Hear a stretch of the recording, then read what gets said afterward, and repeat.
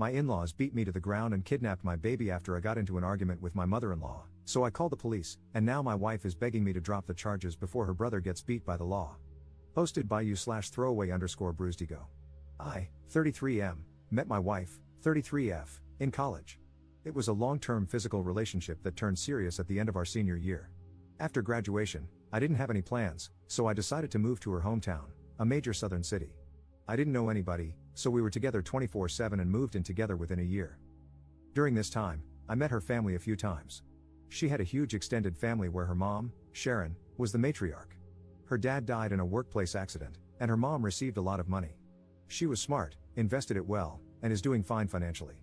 All of Sharon's siblings and nieces/nephews look to her for advice on all major life decisions. She's paid for school, weddings, and helped start businesses. My wife has 2 brothers, whom I always got along with. We would hang out independently of my wife a few times a year. We got married after 3 years, and when my son was born, Sharon bought us a house 3 blocks from hers. We had been living in a downtown loft-style apartment, and honestly, this was a relief. But with the house came Sharon constantly being in my life, coming into the house unannounced, giving unsolicited advice, and making snide remarks at my expense. Eventually, 18 months later, we had a blowout fight, and I moved my family across town to an apartment. My wife was pissed, and our relationship deteriorated. Sharon hates me and has turned most of their family against me.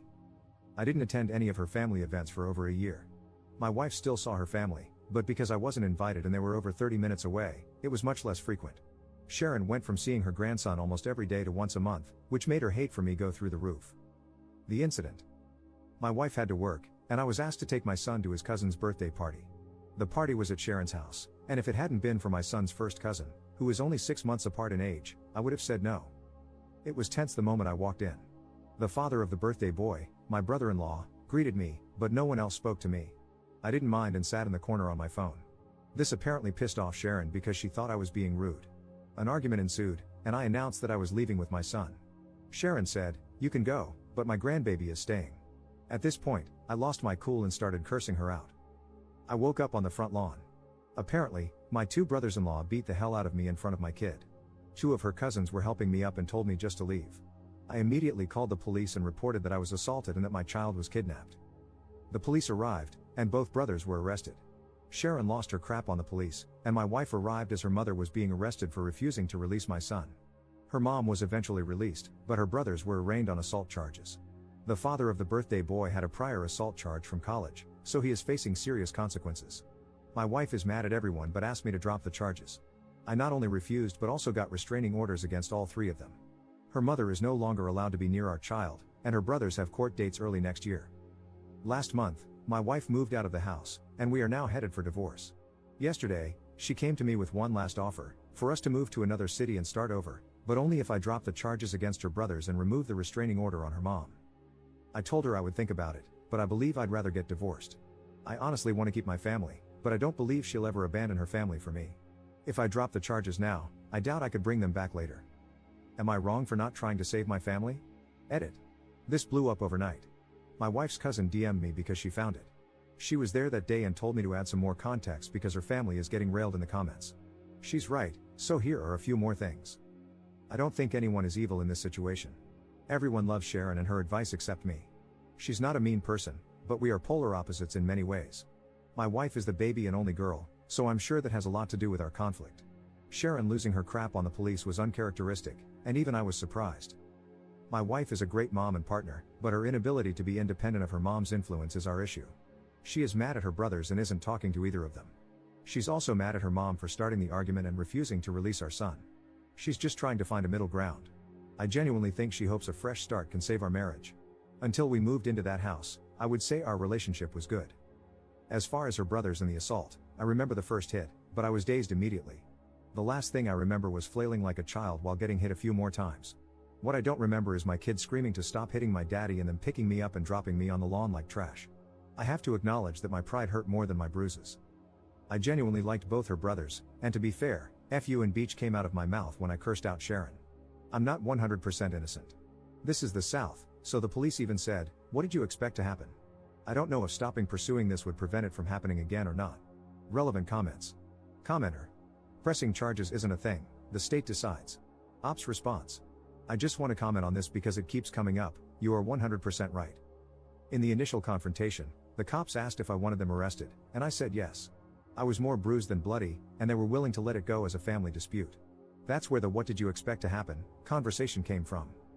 I'm not pressing charges per se, but I'm not letting it go. I've done 2 interviews with the police and have been fully cooperating. If I stopped, they might drop the charges because they seemed more annoyed than helpful. I doubt the younger brother will get more than a slap on the wrist. My wife's oldest brother, who has a prior, is in a lot more trouble. He's the one everyone is worried about. Also, Sharon never went to jail. When my wife arrived, Sharon was being escorted to a car. My wife and her 2 uncles got Sharon to calm down, and they let her go. She wasn't being violent but was cursing and blocking them from entering the house. The only positive thing about the arrest, and Sharon's almost arrest, was that it made getting a restraining order way easier. But even that took a month. Also, I had never talked to a lawyer, for any reason, or had any trouble with the police. I honestly don't know how any of this works. I just found out the difference between parole and probation a few weeks ago. Commenter 2. Sharon is not a good mother. Her habit of buying everything for everyone is robbing her grown children of their own achievements, which build character, mental toughness, maturity, and pride in themselves. A better parent would have matched their savings for down payments. Obviously, there was a price to be paid for her investments in their lives. She is able to make major decisions for them. She can walk right in like she owns the place, because she does. It sounds like she is an overbearing, iron-fisted, suffocating presence in their lives. Ops response. I keep feeling like I'm defending this woman, and trust me, I'm not. But she started flipping houses in the 90s before it was a thing. She always kept her job as a nurse while investing in new properties. She helped both of her brothers start their own construction businesses, and 5 of her nieces and nephews now work in real estate. Her 2 smartest moves were: 1, she was an early iPod user from her time as a nurse and invested heavily in Apple stock in 2002, and 2, she pulled out of big real estate investments in 2006, a little early, and sat on her money until 2010. Then she bought up a ton of property. The woman is smart and accomplished, so everyone sees her as this messiah of wisdom. When she deemed me a jerk for not wanting her in my house constantly, and then an even bigger jerk for moving my family across town, everyone fell in line. If Sharon thinks he's bad, he must be bad. Update 4 months later. I've been wanting to write an update and answer questions for a while, but after my original post, many Reddit lawyers reached out and told me to stop talking immediately. Since things were very uncertain and my divorce wasn't settled, I decided not to respond or update anything until things calmed down. A lot has happened to so many people involved, so I think I'm just going to break it down by person. Me. I moved back to the West Coast, where I am originally from. I decided to move forward with the divorce, so I moved home. Furthermore, I had nothing left for me in that city, as I only had a few friends, my son, and a lot of bad memories. My ex and son cried a lot the day I left, and that hurt my soul, but it was best for all parties involved.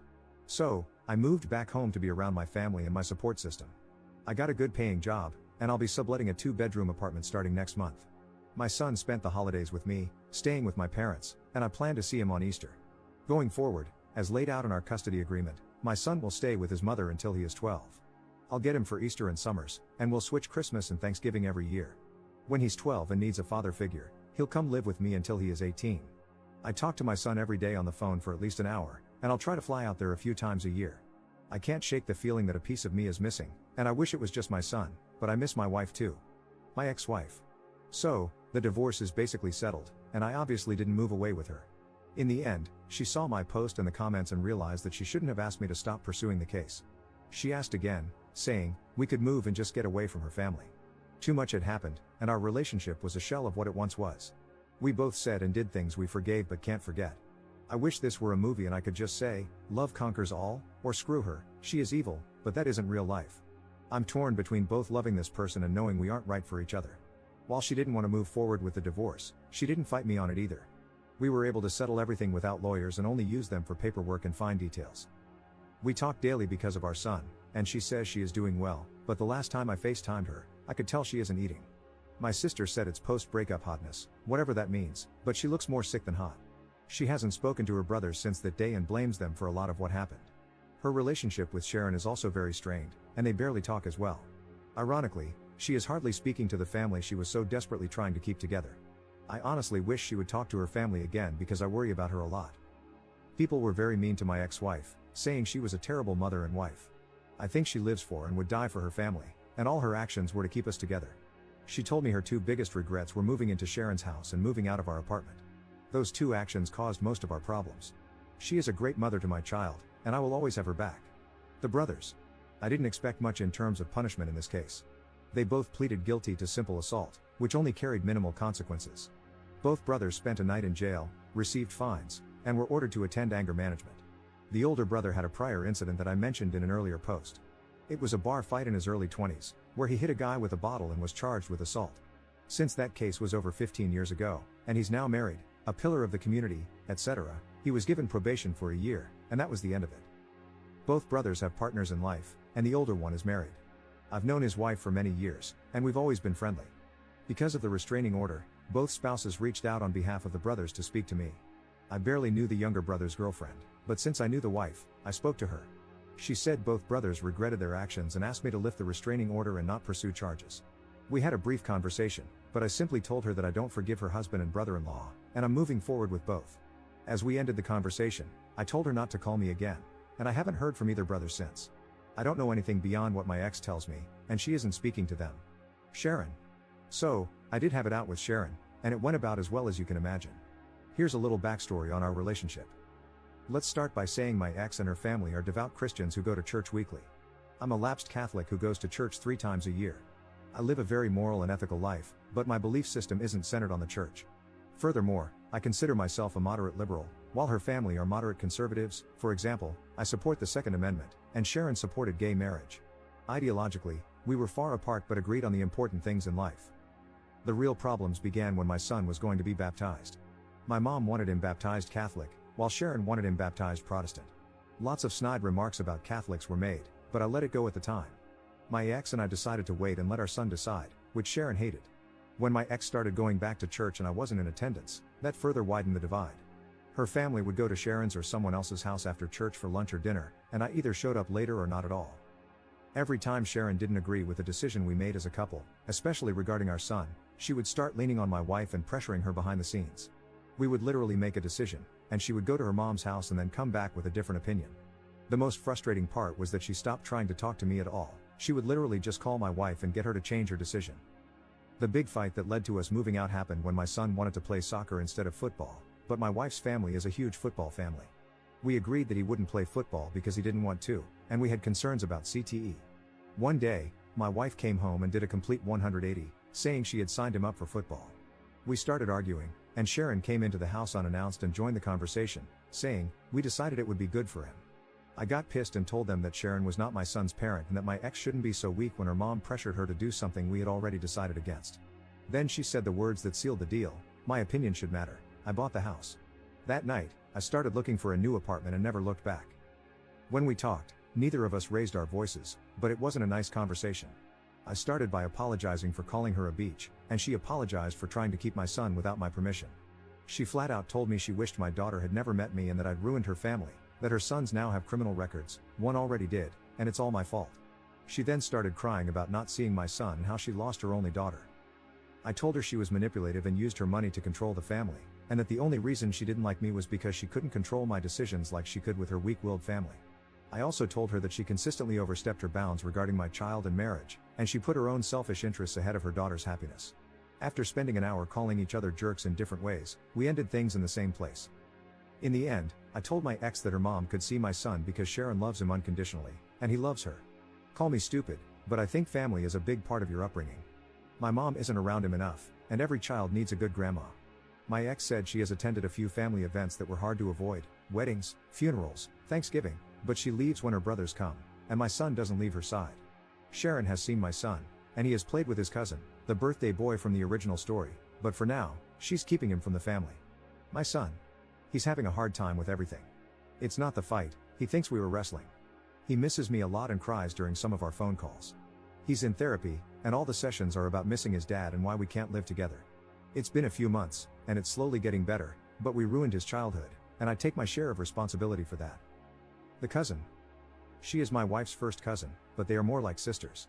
Sharon is her aunt by marriage, and she was the first to warn me about the family.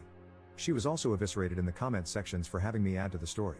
She told me I was out of line for calling Sharon a bitch but didn't feel I deserved to get beat up. Likewise, she grabbed my son when the fight happened and took him away. She was the one who told my son we were wrestling, and she called my wife to come immediately.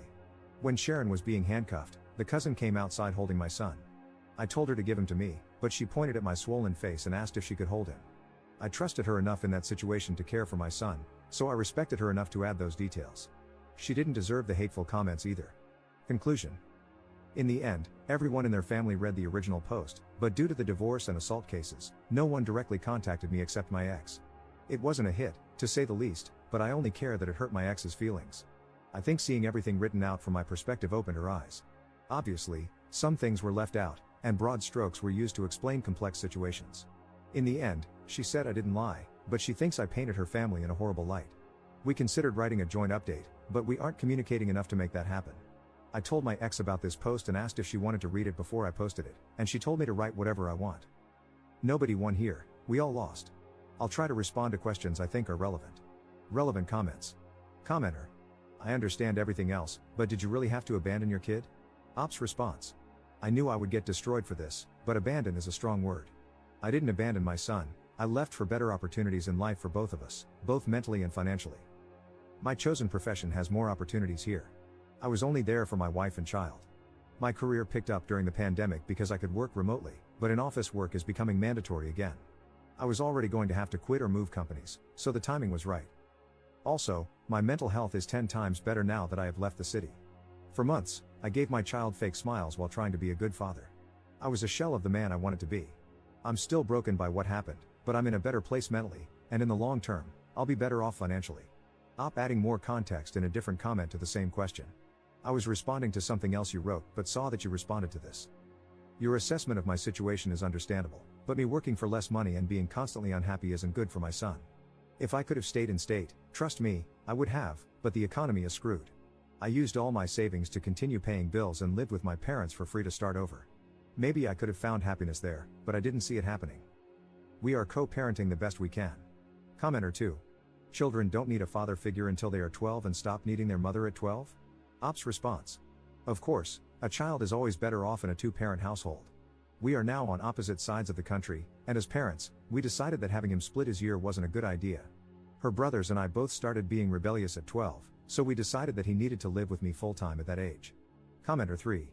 Dude, I'm sorry to break it to you, but children would prefer a broke and unhappy dad over a dad living thousands of miles away, every single time.